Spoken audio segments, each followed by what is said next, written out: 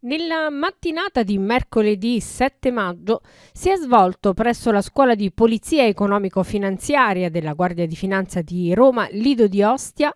il convegno sul tema riforma fiscale e competitività del sistema paese, sfide ed opportunità, al quale hanno partecipato in qualità di relatori i qualificati esperti del settore provenienti dal mondo accademico, dalle istituzioni e dalla Guardia di Finanza.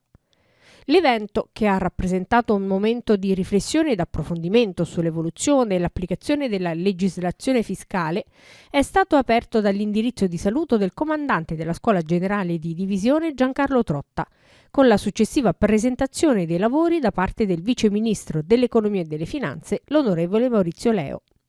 Le conclusioni del convegno sono state a cura del generale ispettore per gli istituti di istruzione della Guardia di Finanza, generale del Corpo d'Armata Vito Augelli, il quale ha evidenziato l'importanza per la tutela dell'interesse pubblico delle sinergie tra diverse entità come quelle presenti nell'evento consessuale e complessivamente intese come squadra dello Stato, sottolineando il ruolo della Guardia di Finanza quale forza di polizia e tutela della sicurezza economico-finanziaria.